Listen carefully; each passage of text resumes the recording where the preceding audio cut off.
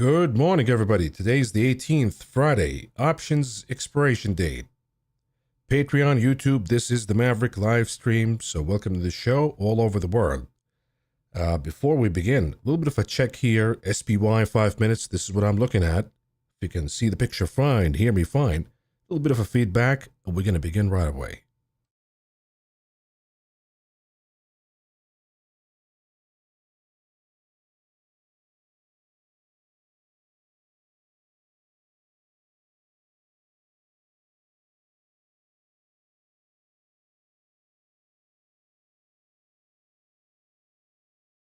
Okay, thank you so much. Let's begin right here with the SPY. You know the drill now. It's all about zero DTEs. You don't want to be too excited about chasing a move to the downside here before knowing what the target is on the zero DTEs. So if we do that right off the gate, we see the calls kind of closing in the money, the puts adding out of the money, so the puts have the advantage right off the gate. Okay, what comes next? The volume. So if you see the volume here at 629, 630, that's what the call buyers were attempting to go ahead with, but the puts showed up at the 628, which right now we're trading a touch below. But if you're the market maker, you're already at 628, 627. Which number of open interest here that is the highest near the money that you would like to close below? I would say if you look at the 625 contract, in the calls you have about 23,000 contracts open, and the 625 puts you have about 24,000 open. So I would say that the sweet spot of maximum pain here is to go down to 625 but close above. A touch above at 626 will do the job in achieving maximum pain. So this is what I expect from the tape today, that we could try and retouch that 525 number, but then we're going to close above 626. That's going to be pretty much the sweet spot. So right now we'll see how this is going to hold. It looks to me that maybe we're going to do something such as finding some support here, rebound, finding some resistance, and then down we go and we get closer to that number of 525, then come back up and close the day at the sweet spot. And that comes also with the support of the VIX, which looks kind of like it wants to move higher. The VIX wants to move up here and maybe play sort of a falling wedge kind of pattern on the VIX. I think it wants to trade higher at the end of today's session. So the VIX could be the catalyst for this pullback if it happens at 625, which is also the maximum pain. Now, you know that maximum pain in the SPY alone is not enough. You have to look at NVIDIA. That's the biggest name. Today it's trading down a touch, just a touch. So let's see what the options for Netflix, or for NVIDIA rather, say. We'll talk about Netflix in a minute, but here's NVIDIA for you, and we see closing of the calls deep in the money, so that's going to open up the path for the market maker to push the tape down. Okay, so as they push it down, next thing we know is the volume. So the volume is in favor of the calls, but not so bad for the puts either. So right off the gate, market maker looks at the change of open interest, then looks at the volume, says, okay, the advantage is to the puts. They're showing up with decent volume, competitive volume. Let's go with the puts. And they accommodate the 172.5 puts. What comes after that, though? Now, market maker needs to close at the sweet spot, which is eliminating the majority of the open interest here. So I would see the riskiest contract is the 170 calls at about 109,000, 110,000 really, open interest going on. And you have about 72,000, the 170 puts. So I think that the market maker here should go down to 170 and just go back and forth and make sure that these guys are being knocked out of their positions. And then maybe they want to close it higher to accommodate next week's or the week after. That's up to the market maker, but I think that they need to go down closer to that 170 and try to eliminate one of these two sides.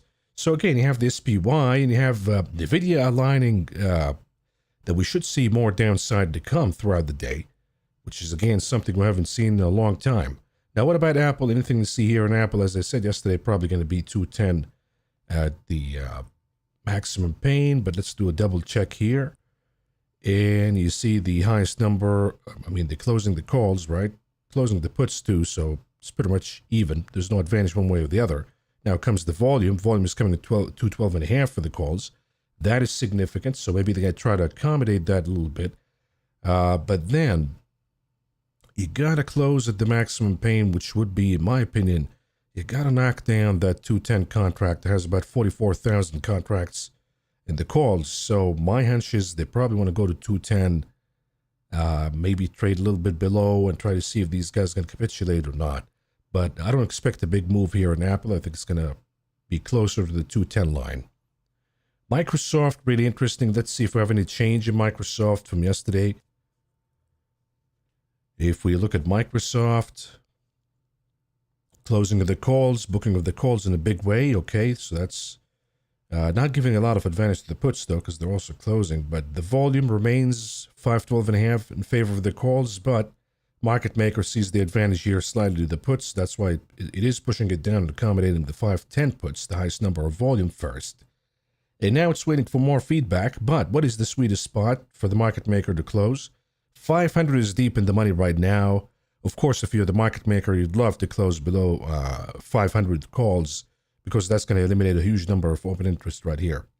But maybe it's a little too steep because going back to 500, that's going to require a drop of about 2% a day. So the next number they could aim for is knocking down the 510, which has about 12,000 contracts. And if they do that, there's no consequence here in the puts. We don't see high open interest. So I would say 510. If we lose 510, then we can talk about lower targets. But I think that 510 is going to be the number here for Microsoft. So we've got NVIDIA in the weak side. We've got SPY in the weak side. Apple pretty much neutral at 210. Microsoft 510, so I don't expect big movements to happen. Let's talk Netflix here. So looking at the hourly chart, beginning to get a little oversold, as you can see right here in the RSI.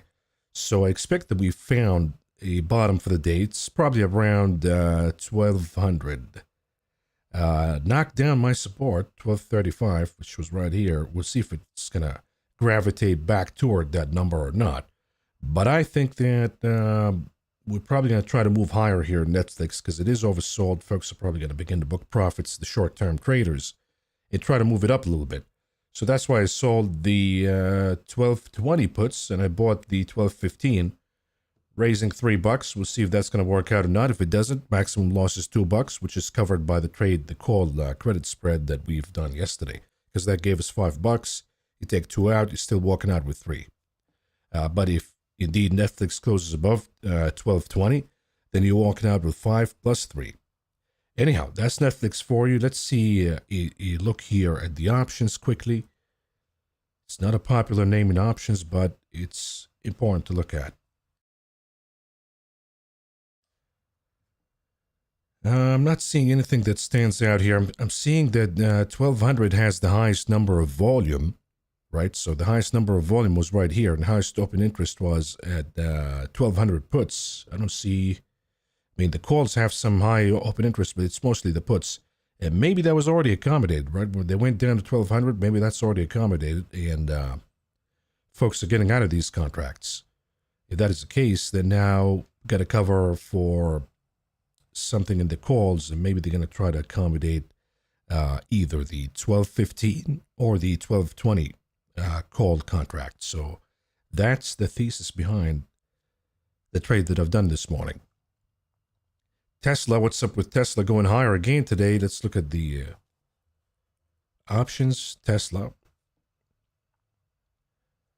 closing here in the calls. You see deep in the money being closed, but also the puts out of the money. So the advantage is toward the calls because they're buying out of the money calls. Okay, so that's right off the gate. Market maker is going to look, okay, we have one side who has the advantage. Let's look at the volume. Who has advantage in the volume? Okay, it's the calls. So let's try to accommodate 330. I think they're already done that. They went to 330, as you can see right here. And now they're waiting further feedback. Market maker would love to go down and close below this number right here, the 40,000, knock it out of the picture, which is a possibility by today's session that we go down to 320. But it's going to require closing of this contract at the 330 and adding to these contracts that you see in the puts. So maybe that's going to come later in the day. We receive volume in the puts showing up. At the end of the day, the market maker decides to go to the maximum pain number of 320. So that's my expectations when it comes to Tesla. Before we get to your questions, let's see here in my list. Losers, USAR, Lucid, but Lucid was way too hot yesterday, so that's understandable. AXP, of course, that's a report today. Triple M is also down. SLB is down. So any company that reported today went down. I think it's just a brutal session. I don't think these results were bad at all from all of the three companies, but I think it is a session that the market maker wants to dump in to balance the week. And of course, when you have that kind of dynamic, you probably see overreactions to the downside in these names. Exxon lost to Chevron in one of these deals, so that's why Exxon is down a touch. But Bitcoin is also taking a breather. I don't see major declines here to establish a theme, but let's look at the gainers. Vestra, CEG, so the data centers are still hot as a play. That continues to go on. But I'm also seeing the Chinese names heating up. So if you look at Alibaba, for example, look at the weekly chart. Now we're going to close above 121, which is the important number. And it looks to me that Alibaba is kind of gathering the steam needed to go ahead and challenge the highs right here, which would be about 134.5. You look at JD, it's the same thing. It's probably beginning to gather some steam to break to the upside. So there's something going on here with the Chinese names. It's worthy to stay long, or maybe adding to the FXI if you don't have a position already. Nice rebound here in Abbott Laboratory, really much needed. And if you sold some puts yesterday, it worked out pretty good because it got your support right here. We see Okta heading higher. We see Warrior. This is cold, of course. Mosaic moving higher. QuantumScape still going, but I think this is as far as we're going to go. And it's way, way too excessive. But you see the resources, right? You see coal, you see fertilizers in Mosaic. We see aluminum and Alcoa going higher. If we close above 30, probably going to buy the stock right away. Baidu with the China theme. VLO, that's the refiners. So a lot of the resources and the commodities stuff is doing pretty good. GE, is this a bearish engulfing candle? I don't know. I tried to short this name multiple times. It just doesn't work. So we'll just leave it alone for now. G&K looks to me that it's breaking out, so we'll keep this exposure in the portfolio. It looks to me that we're probably going to challenge the 17 level. Now I'm looking at RKK because this could be closer to a top two. It's been heading higher and higher and higher based on the speculation on, because this was a lot of retail investors involved in this rebound.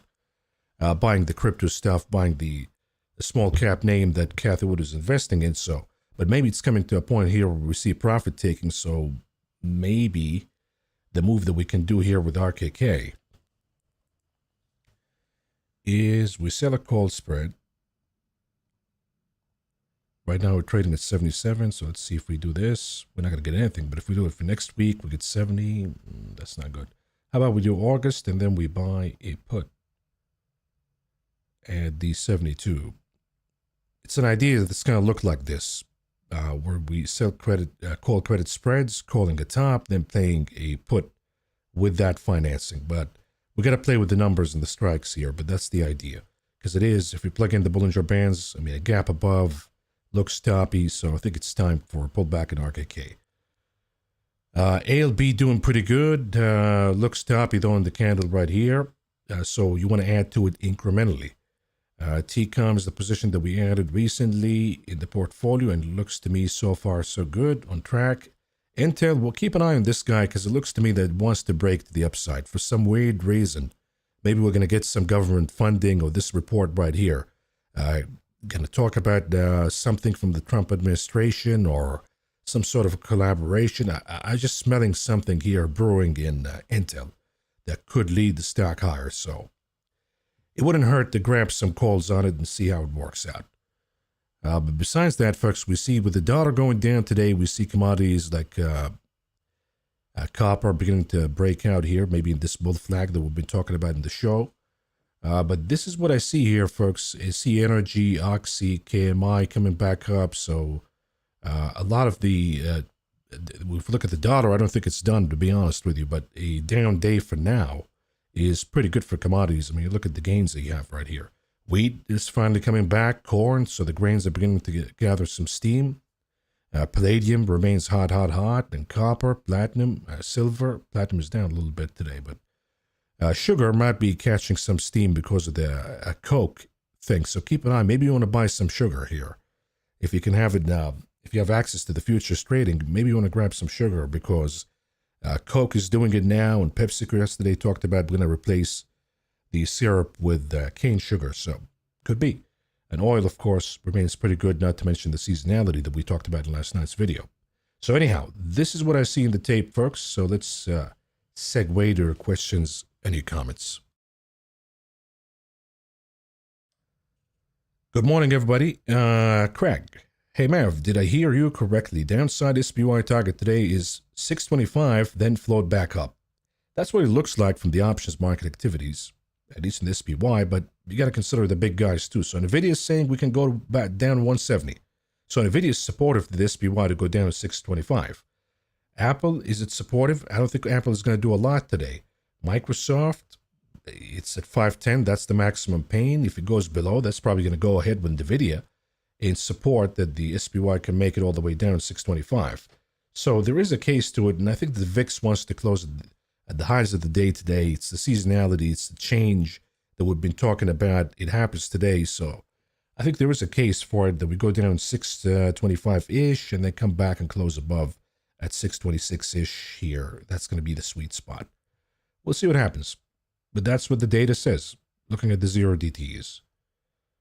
Netflix, not doing pretty good right now, but we'll see what happens at the end of the session.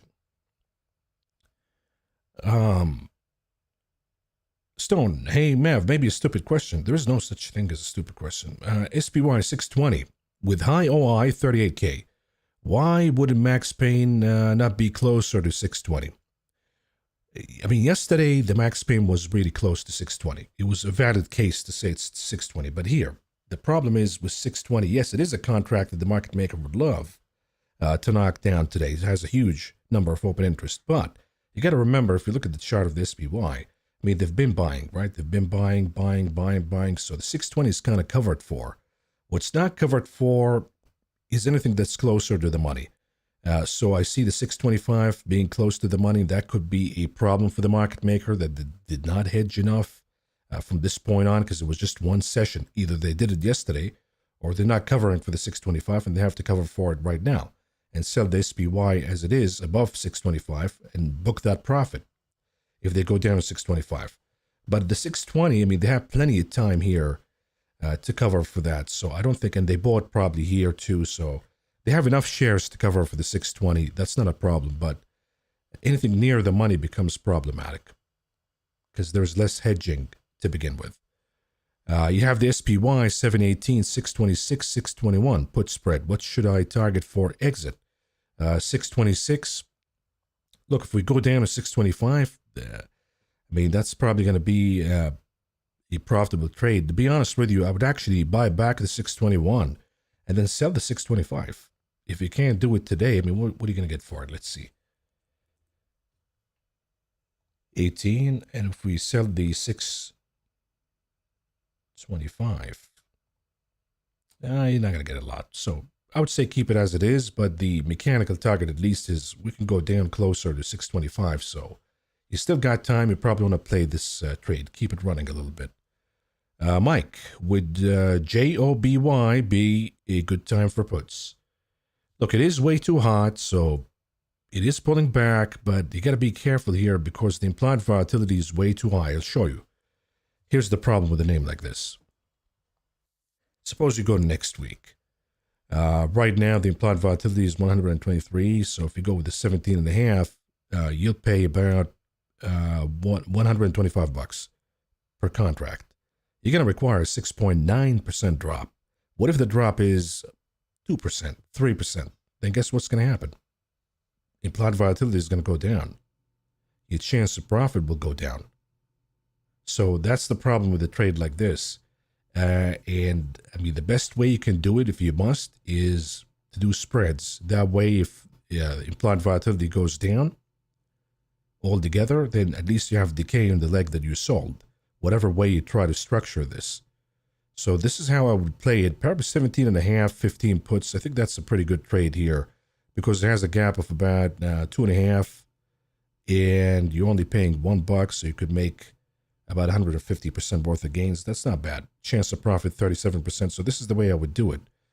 Is it top? Yes, it is. But as we've seen, it's overbought. It could consolidate a little bit, then hit higher again. So right now, it's worth speculating on that it's going to pull back and you want to play it via puts. This is a safe way to do it, and you're not risking a lot. So if you want to speculate, think about this trade. Usually, the juiciest put options trades, folks, are not the stocks that are trading like this, because the implied volatility is already way too high. Why? Because the market maker is expecting that we're going to see a big drop. That's why they price in the premiums for the puts way too high. And if the drop is not as big, the implied volatility dies, and you end up overpaying for these premiums.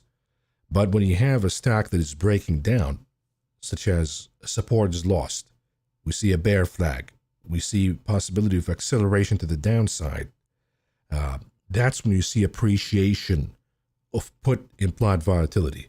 These are the kind of trades you want to be engaged in, because when you catch a move to the downside as it's happening, or maybe close enough before it happens, you're going to enjoy the appreciation and implied volatility. But a trade like this, when you grab the puts, the implied volatility goes against you. That if the move is not big enough, a reduction in implied volatility could hurt the trade that you're engaged in. So I hope that's clear and it gives you a little bit of an idea of what is a good put options trade. Okay, let's do Verizon. What do you think of Verizon? Bought some shares, maybe bad timing, or bad entry. Verizon, yeah, you probably don't want to buy it right now.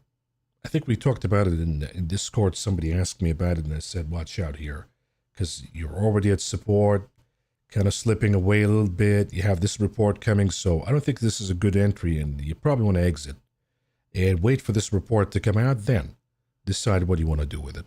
It has a pretty good dividend. I still have it in my portfolio, but I would not open a new position right now.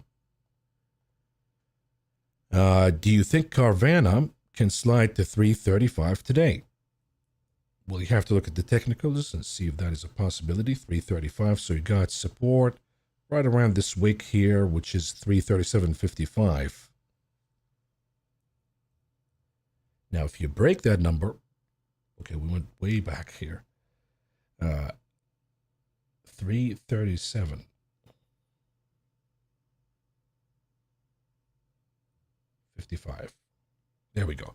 If we break that number, then yes, it is a possibility. I mean, you could, if there was a big flush, you could go back to 335 really easy. Second thing you want to check out is the mechanics. So let's see if we have maximum pain, if we have volume showing up, all of that matters. Looking at the calls, way out of the money, no volume. So, I mean, this has been a share accumulation pretty much. You see the highest number of volume here in the puts at 337.5. I would say that if we, again, 337.5 is really pretty much close to the number that I got right here. So that makes sense. If we lose it, sure, there is a possibility that 335 will be hit.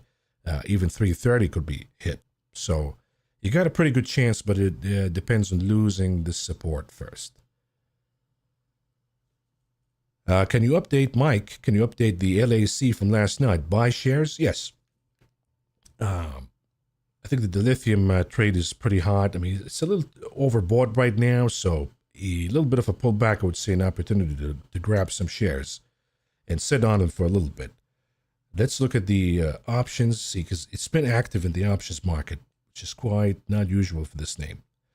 But here you see they added to the 3.5. They have big open interest, so the market maker probably want to knock that out, the 3.5. And then if we go next month, you'll see that we have high open interest. In addition, right, they're adding 3.5, 4 in the calls, not adding much in the puts. They're actually closing the puts. So the idea here is we might see a pullback today just to exercise maximum pain and knock the 3.5 call contracts out of the window. But then you look at the next monthly expiration, and people are buying calls. They think that Lithium America is going to be a 3.5 above, 4 even. So I think that it's a pretty good time to grab some shares and hold on to them. Is USAR worth getting into? CZ. Yes, any of these plays, when they pulled back, I mean, they pulled back big. Okay, this is a high beta name, so it's going to go up big, it's going to go down big. You got to have a big stomach for a roller coaster ride. But right now, it's consolidating within a point of resistance here that was really, really sticky. We've seen reversals before, so it's fighting its way to break above. Once it does, the sky's the limit. It's just going to break to the upside in a big way. So I think it's worth entering shares here in USAR. Maybe you want to set your loss at the low of this candle here, which would be, I'll put it at 13. If we go below 13, okay, then we'll probably have another failure. So this is 1, 2, and the third failure, which again, the odds would say, looking at the momentum right here, that we're probably going to consolidate and then break to the upside. So I think it is an opportunity to enter. Going back to the SPY, 5 minutes. Here we go, beginning to head down a little bit more because NVIDIA is getting closer to that 170. Microsoft holding at 510. Apple close enough, within range. Netflix is finding some footing at the 1200. I don't think they want to go below the market maker. Tesla probably going to head down to 320. So everything is about maximum pain today. TSM selling off a little. I don't think you want to short Taiwan. Not right now. Because NVIDIA and the high demand on the chips by China, I think the pullback in TSM will be bought. So the chips, be careful with that because you need to damage NVIDIA before you see the majority of the names going down. And NVIDIA is not going to be damaged until we get the report, and that report's not going to happen anytime soon. That report's going to happen late in August. So I would be careful with being bearish on the chips too much. And maybe you want to be in the individual names like Qualcomm if you see a bad pattern, or maybe if you see Micron breaking down, perhaps you want to target those. But without NVIDIA breaking down, I think that the semiconductors will still stay strong. You'll see sell-offs, of course, but they'll buy the dips fast. Hey, Mav, Merck is building up. Is this pre-run before earnings or time to go long? Merck has possibility of going up and trading decently, but honestly, it's been just a dead dog at this point. Because the problem is with the Keytruda, they were not able to replace it with something that is showing sustainable growth. So there's a problem with Merck here, and my 2 cents, I think you'll be better served with Amgen, which is targeting things that are popular, like the weight loss drugs. I think you'll be better off with Bristol Myers even, which is targeting other areas that could have potential for growth. But Merck is still stuck in the mud, and that's problematic. Now, J&J also came out with a decent report, so you might want to consider J&J. So I would say there are a lot of better buys here in the healthcare names besides Merck.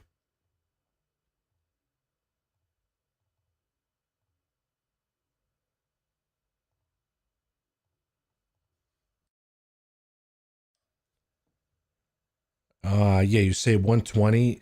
I mean, 120 for Merck. Oh, that's way too far, though. I mean, we don't even know what this report's going to look like, right? If this report is bad, I mean, you could see Merck heading down again. It is really risky because it kind of broke a trend, too.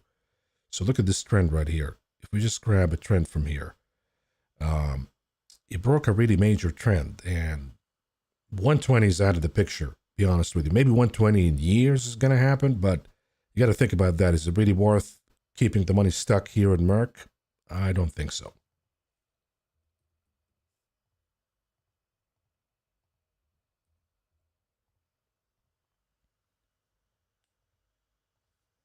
Okay, hey Mav, can you? What can we expect from IBM in the coming weeks? In August, I have the okay. To have DNN 2 calls, so we talked about this, October 17th, up 122%. Booked profits of 50%, okay, pretty good. it makes sense to turn the rest into a debit spread. Okay, so let's take IBM first and then go to Denson. IBM, what can we expect? I think it's going to heat up before we get to this report, but my 2 cents would say that it'll probably pull back when this report comes out because the bar is way too high. And when you see divergences from the moving averages, at least in the weekly chart like this, look at the earnings reports in the past, right? They try to bring the chart back closer to the moving averages. You see it here too. Here we see an exception where it went higher, but then it pulled back in the next report. We're already diverging way too much from the 50. So if this report is going to do anything, if it's not fantastic, it'll probably pull back IBM. And it'll probably pull it back to the 260 kind of level. That would be decent enough to be close to the 50 weeks moving average. So that's what I expect with IBM. Now, DNN, which is a name that I'm eyeing to enter. So I still think that we have plenty of gains to score, but right now we're facing resistance. So as to your question, do I sell some debit spreads? I would say diagonal. Think about diagonal. If you can raise some money from diagonal, do diagonal. Because if you sell the debit spreads for October, you might limit yourself. If there are more gains to come, as I see here in this name, I see us going back to the 2.5. So if that is the case and you sell something below 2.5, you might limit yourself. What if there's a breakout coming above 2.5? Right? You don't want to limit yourself too much. So here, in this case, you probably want to do a diagonal instead. See if you can raise some cash from those diagonals. To me, this is a share play because, I mean, the stock's trading at about $2. So it doesn't make sense to me to trade via options.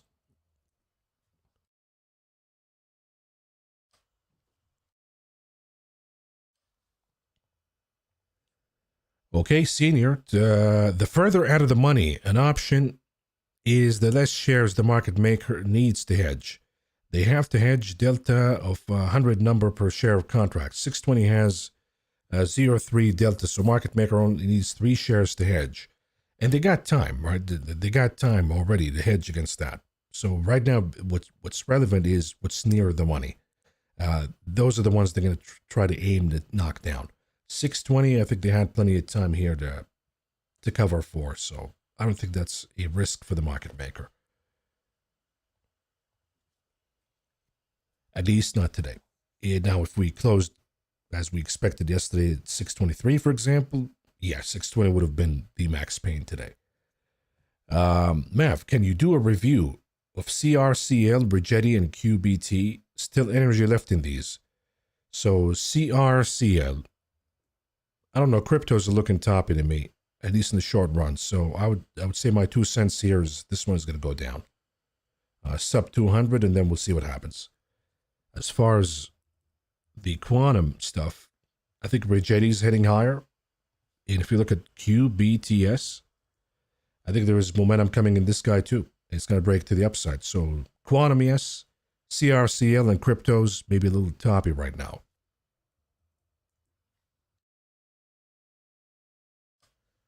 Okay, let's do, we got SQQ target today.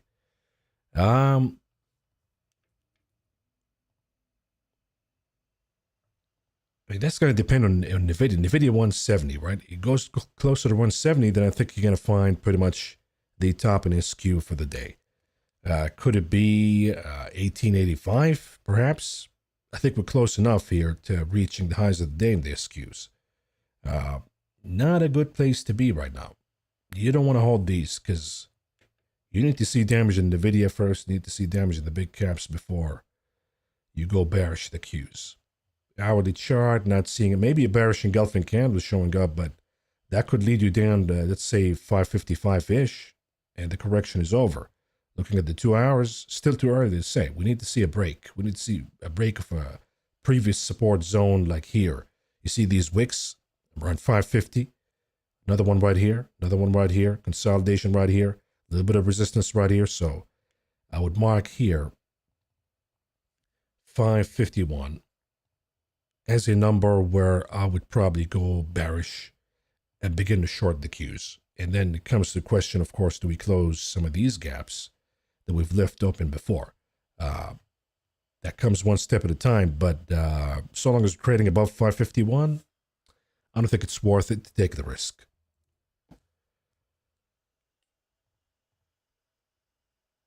And that leads us to Neil. Thoughts on NQ 23,200 and 2,200 puts for August? I would say hold your horses until we lose 551 in the Qs. Then you're going to see acceleration. You're going to see the VIX probably above 20 at that point, and then you want to short the index. You never want to short the index when the VIX is below 20. That's a rule. Okay, violence. PM is it a good time to open longs with a tight stop loss of 174? What are your thoughts? PM, way too hot, but I mean, at this point, would I really chase it? No. I need to see this report coming up. And if this report is good, and they're making profit from the dollar decline and all of that, and we see a pullback regardless, a correction, then you probably want to buy it. But right now, it's a little too risky. I would say the move that you want to do in it is probably maybe doing a call credit spread like we've done with Netflix. But right now, I would not chase it. It's just way, way too hot. And you see the correction already happening in the MACD. So not a good time to enter. You want to see the MACD kind of rolling back up. That's going to be a good entry. But rolling down, it's probably a seller's kind of market. Where if you've been long PM, you probably want to begin to sell, begin to hedge. But when we see it curling back up in the green, that's when you want to begin to buy. Okay, so let's go back here to the 5 minutes for the SPY and keep an eye on it. Mav, VLO, 150 calls in order. You got the 150. Okay, today you're getting a little bit of a pop. I would say if we close above 147 today, yeah, that's a possibility. You could see here the momentum is doing pretty good. I just want to hold that support. I have it at 146.81. So let's call it 147. If we hold that support, yeah, I think that 150 is pretty much in the bag as we head to next week, though. And we might close the gap right around here. So we might go above 150. But we got to maintain this support today.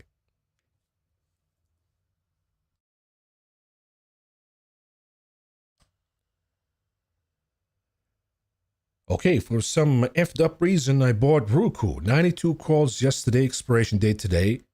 It's close to a pop, but I'm getting eaten. Okay, so 92 calls for Roku.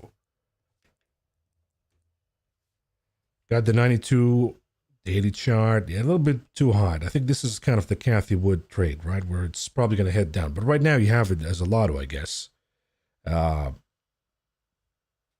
You probably want to see how it's going to go because right now it has static highs and higher lows, which usually breaks to the upside.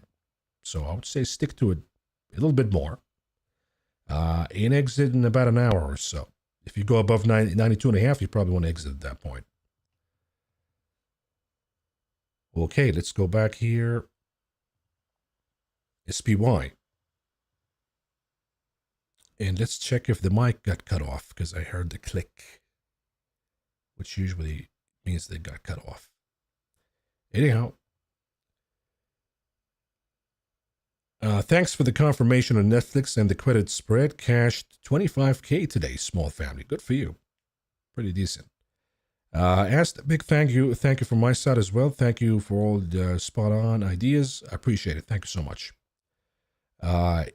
It makes a lot of difference, especially for the hedging. A lot of folks right now not hedging, and it's just kind of baffling to me. I mean, you have seasonality, and hedging is really easy, and it's cheap right now.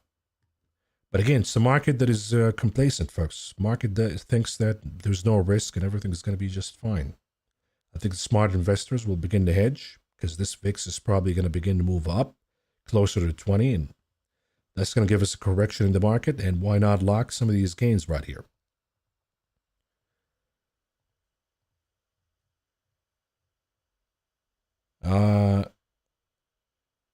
Okay, this is a good question here. It was yesterday, but I read it, but I forgot to answer. Anyways, you have a pretty good idea, entrepreneurial idea that you think has pretty good potential from ChatGPT. You want to do an IPO. Easiest way to do it is to go to private equity because they look at these ideas and pitch your idea. You can call them, have an appointment. Hey, I have an idea. This is my plan. You could send them. They're always they have staff that reads all of these ideas. But you probably want to establish something at least. You want to show something besides a plan. Because if you have a great plan and they have to put all of the money in to finance the business of building up, usually they don't take these kind of deals. They want something that is already kind of built up a little bit and then add to it and see the potential for growth. So you have to establish something first on your own. And once you have that something established and you can prove some of the theories that you have, then you can go and call these private equities and begin private ventures to venture capitalists. And all we have to do is just book an appointment, send them your stuff, and if they like it, they'll invite you.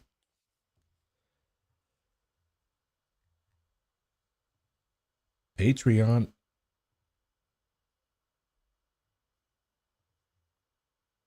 We got David. Want to add to the SLV and then sell covered calls. Is 45 days far enough? Would 40 be reasonable? Okay, so let's talk about SLV first. Then we're going to talk about Palladium. So SLV. Now, I'm not sure if you're referring to the level of 40 or you're talking about 40 days out. In any case, I think that you should still be long silver, hold your shares, and if you're going to sell covered calls, I think the sweet spot would be August. So it'll be the monthly expiration of August, so you can sell some calls here if you want to raise some credit. But it has to be a number where you're comfortable selling at. And the SLV's about $35 a share, so you're not going to raise a lot until you're really, really close to the money. In this case, you probably want to sell something with really, really short expiration date. But to be honest with you, in the case of GLD, it makes sense to sell covered calls. But in SLV, it doesn't make a lot of sense because you're not going to raise a lot. And then you might get knocked off your position when we have a lot of potential for a rally. So I would say with the SLV, just stick to the position that you got. If it dips down, add more to it. Because I think that SLV is going to break to the upside, as I said yesterday. I think we'll see back the all-time highs again, one step at a time. But I think 40 will be at least the target, and then we'll take it one step at a time. But this guy's going to break out. There's a lot of demand. It makes sense. It's not worth taking a lot of risk in the market right now with these valuations. And a lot of folks would say, okay, with the dollar devaluation, I got to go with gold and silver. Gold is already way too high. Let's go with silver, more accessible. You see a lot of catching up coming in silver, so I want to stick with it. Now, Palladium. If we look at Palladium, it looks kind of toppy in the daily chart today. So if you want to book a little bit, then wait to re-enter again. If there's no taxation consequences for you, that's what I would do. But I think that we have more gains to come, be honest with you, in Palladium. You see the volume, the accumulation of the volume is telling right here that they expect Palladium to explode. And it might reach 140, 160 in time. So I see more gains to come. But if you must time a trade right now, maybe you want to exit, wait for a pullback at around 110, see how that's going to hold, then re-enter again. So that's what I would do. But two positions that should be core in the portfolio, silver and Palladium. Let's go back to the SPY. The 5 minutes. NVIDIA close enough here to 170. I think we have another one coming. Microsoft already at 510. Apple probably going to revisit 210. Netflix, I think probably going to make it to that 1220 by the end of the day. Tesla, let's see if it stops here at a lower high and begins to head down to that 320 number. VIX pulling back a little bit, helping the SPY to find some footing, but let's go back and look at 0DTs. Volume showing up in the calls. The puts are not, they closed here at 626, 625 to a certain extent. Still a big number though in the puts, and a big number of the calls.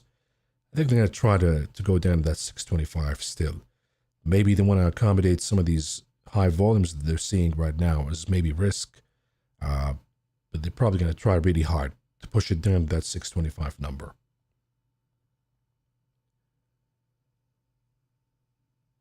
Stone, appreciate the kind words, everybody. No one, Meta rolling over long term. Chart looks bearish. I agree with you, but it's been a tough one to pick against.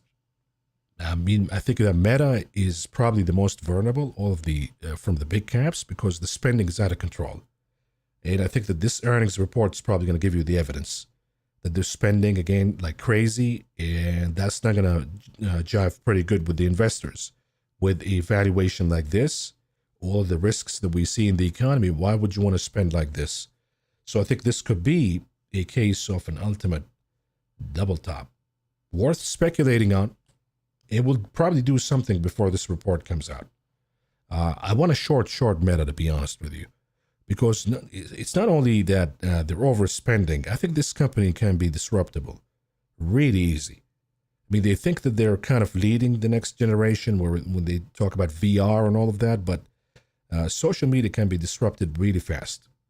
Uber is the same thing, by the way. With the robo-taxis, if they don't get their stuff together and figure out a way to deploy their own robo-taxis, then it's just an app, a useless app that doesn't mean anything anymore. So you will see disruptions of the disruptors in the next, let's say, phase of the market. Once we get a recession, you're going to see the disruptors being disrupted. Go back to the SPY, 5 minutes. Good entry for IREN put lotto for next week. See, this is the same answer. I'm going to give you the same answer for JOBY. Not the best trade, right? Because this one's been heading higher. And it doesn't make a good entry for a put because if the drop that you're getting is not as big as the market maker is pricing in, then the implied volatility will kill you. But you want to see something that is breaking down and ride that wave. So pick your pick here. Let's see if we can find a good example of something that is breaking down. Probably not going to find a lot, but FedEx maybe, right? FedEx on the weekly chart, kind of failure, rolling back down, reaching the lows. These are the kind of trades that probably work out for the puts when you have something weak and it's weakening even more. But something that is really, really strong and you want to pick against it because you think we're going to see a big exit. Unfortunately, that doesn't happen anymore in most cases. So you end up overpaying for the puts. Not my favorite trade here. By the way, while we're at it, DJT. This guy's in big trouble right now. And it might affect the stock. So another down day, and I would say you probably want to short it.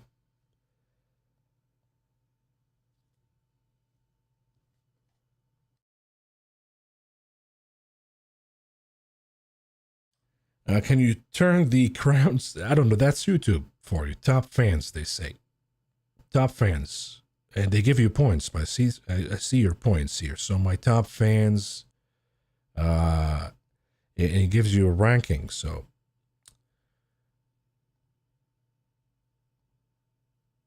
Lenny, my Netflix 1200 covered call is now 40% in the green. And since we're close to 1200, I've decided to sell it. Or sell a put since I'm confident that eventually it'll be above 1200 in a couple of months. Thoughts? But I agree with you that 1200 probably is the bottom today unless the VIX goes in a crazy move higher by the end of the session. Then we could break it. And if we break it, it's going to open the floodgates because it is support for now. And we shouldn't break it at least this session right here.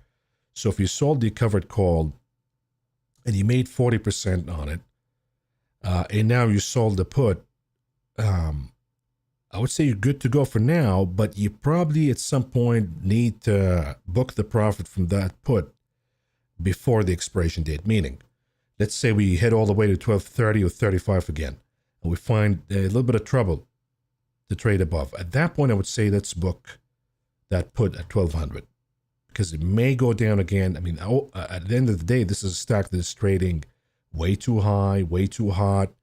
And even though they gave you good results, but the momentum at some point will have to correct. They have to go down, or we might go back to 1,000 again.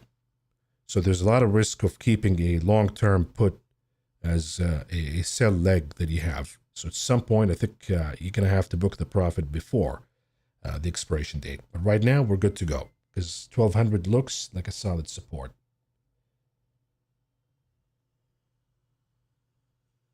Okay. Jeff, morning, Mav. You think we can see TLT under 85 today? You're thinking about doing lotto play on it. TLT, tough. Today is kind of tough because the bond market is not going to be really active on a Friday. So I'd avoid it. Maybe if you want to do a lotto, you probably want to aim for silver, maybe. That could be a lotto because it's cheap, or GDX. That's another one that could be a cheap play.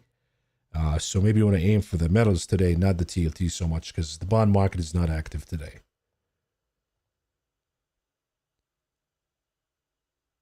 Selling the dollar or holding? Well, crude oil, selling off. Okay. So you're looking at crude oil. Selling off with higher volume. I think there's probably a piece of news or piece of data came out. Maybe inventories, something like that. I'm not up to what the data is for oil today, but it looks to me that it's that kind of reaction.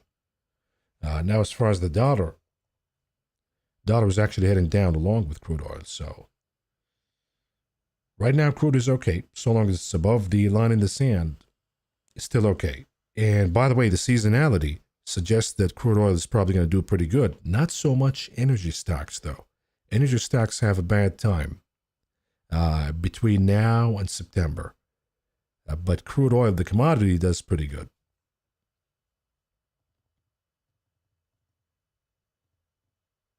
Let's keep it back here at Netflix. What are your thoughts on BRK? 10 red weeks in a row after the announcement of the retirement. It's investors exiting.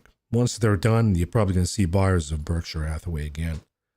I mean, he's retired, but he's not out of it. And I think he built pretty much a good, solid foundation that whoever takes Berkshire Hathaway after him will do pretty good too. So maybe we're at that point where we find some bottom right here, because you see this reaction right here? We're pretty much at that support. If I had to speculate, maybe I want to trade it all the way to the earnings. I want to play a lotto on it just for a rebound and then sell it before the report comes out. Because they still have Apple, and Apple is down 14% for the year. So that's going to be bad for Berkshire Hathaway. On the other hand, you have some other stocks that went higher, but Apple is a big position. So this will be my move here, is to play some call options in Berkshire and then dump them before the report comes out.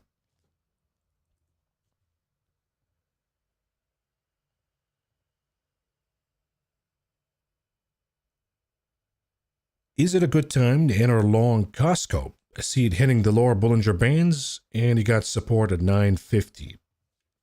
I think Costco pretty much may be topped here, but is it good for a trade? You're at the lower bands. The daily not that significant, though. You want to look at the weekly. And I would say, as we talked before, that we made a lower high. Maybe, so long as we stay below the 20 weeks moving average, maybe we're going to make a lower low. So I would say that Costco, not a buy. I would actually be in the short side.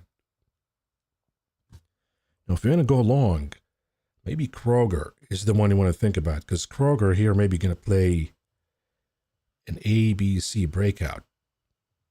So I think that the big stores right now, Walmart and Costco, those are a sell/short at this point.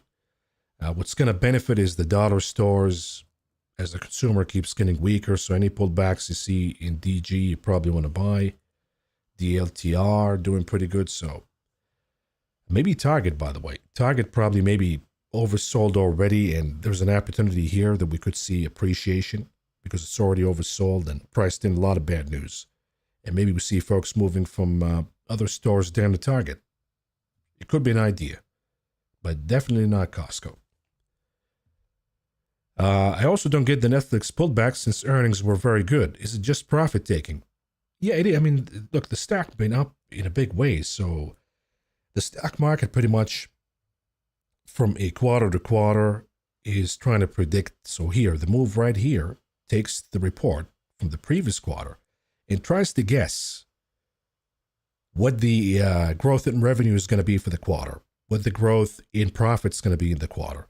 And they try to guess a certain percentage point, right? So let's say from this report right here, went higher by 48%. Okay, if the revenue comes out not as good as 48% or 50% and the profit's not growing, let's say they're growing by 30% or 20%, then you probably need to trim because there was a case of overpricing here, overpricing the case, and you need to pull it back a little bit. So, yeah, the report's pretty good, but also the stock accounted for a lot of good things.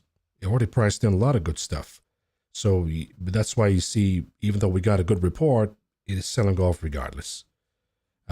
You probably want to think about this, guy, as I said yesterday, because MGNI plays the advertising, does the advertising on Netflix.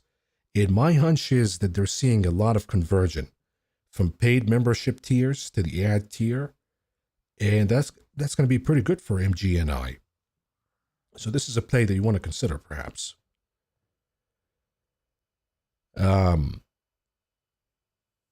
Pitch the trade software at the Y Incubator.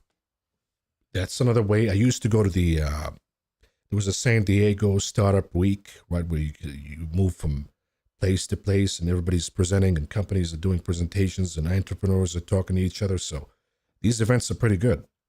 But at the end of the day, if you want to raise the big cash, it's really the venture capitalists. Oil down because the EU and UK reduced oil price ceiling to 47.6. Yep, I heard about that. That could be the case. Craig Ronald, I'm holding CRWV 110 puts, rather, for August. Look, I think that's going to play out, right? You have topping at a shoulder. We're probably going to head down here to about 100. So I think you're good to go. You're going to capture the full credit.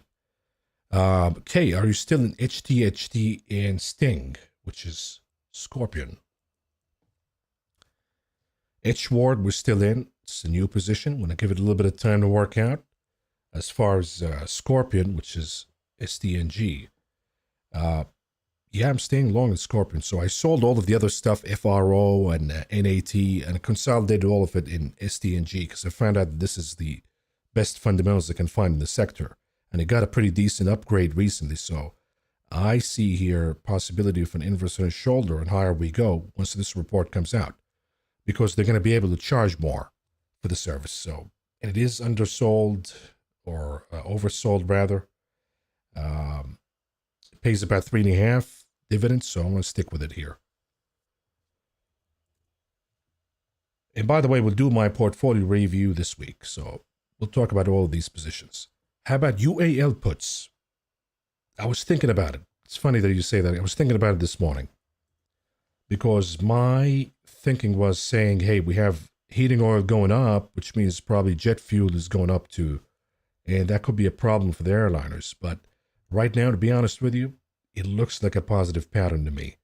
It looks like it wants to head back to the highs with the resumption of travel and the affluent consumer and all of that. So you see maybe sort of inverse in his shoulder and it's going to work its way back to the highs. So I would say no, don't short it.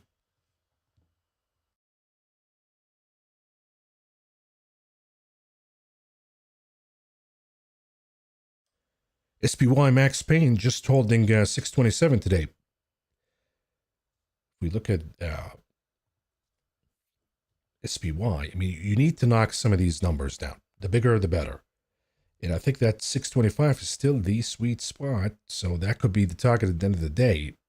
And if I look at the calls here, yeah, I'm seeing volume, I'm seeing risk, but there's absolutely no way to take it at 630 with this number right here.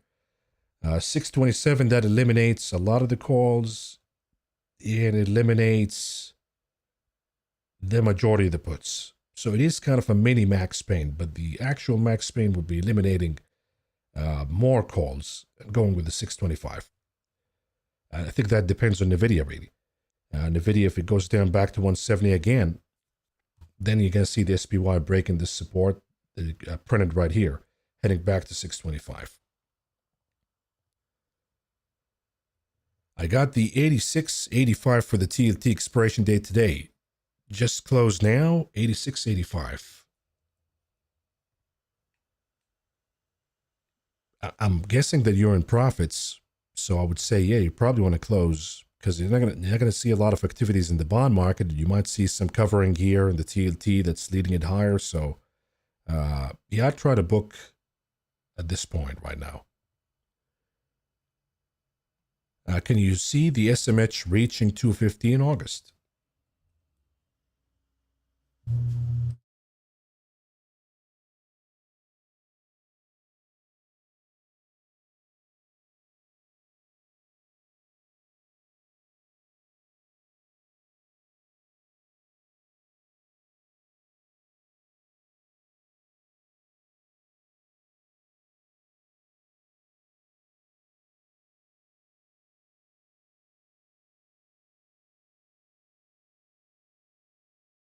Okay, the technicals say, yes, it is possible. Assuming this is the top and we have Fibonacci, we can reach 263. That's going to be around the first support and then break down closer to the 50 weeks moving average. That's going to be close to 250.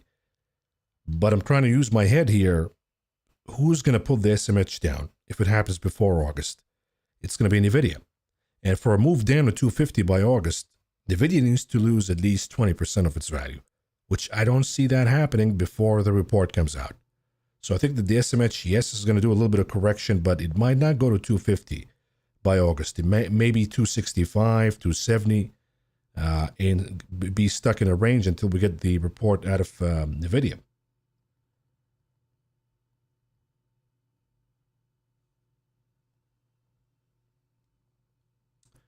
Yeah, portfolio video, I already have it here. I was going to do it last week, but couldn't finish it, but we'll do it right here. And we'll talk about these positions from a strategy perspective, technical perspective. Then we're going to do a series where we look at the fundamentals of each stock in a separate video. So if I add a stock, a new stock, I'm going to do a fundamental case on it and present it to you. If I'm shorting something, it's going to be the same thing.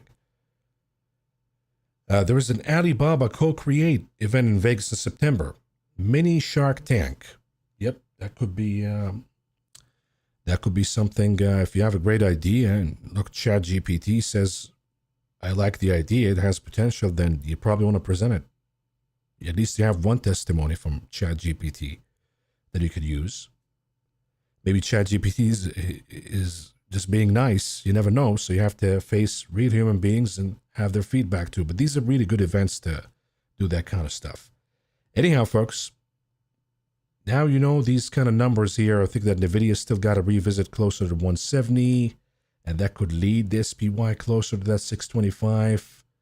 Microsoft is already at the target of 510. I think Apple pulls back to 210. Netflix, I think we make it over 1220, and we collect both the premiums from the calls and the puts. Tesla, we'll see. If it stops here at this lower high, then we're probably heading back to 320-ish. If not, then they're probably building a position for next week based on earnings. If you look at Tesla, then we go next week, 25. They're probably building a position here, buying a lot of calls, which I'm not seeing right now in the 25. August 1st, maybe. I mean, there's quite a bit more activities in the calls than the puts if we go beyond this week. You see it here too. So it could be that they're building something. We'll see. But if there's a failure or a lower high, I think it goes down to the maximum pain. I think the VIX wants to go higher, so that's what I see, folks, for the rest of the session. But we're going to be back here in about an hour in the chat channel and Discord. So if anything happens, we'll talk about it in that chat session. For now, folks, thank you so much for participating. Good luck with the rest of the day. And those of you who are done with the day, have a great weekend. Take care.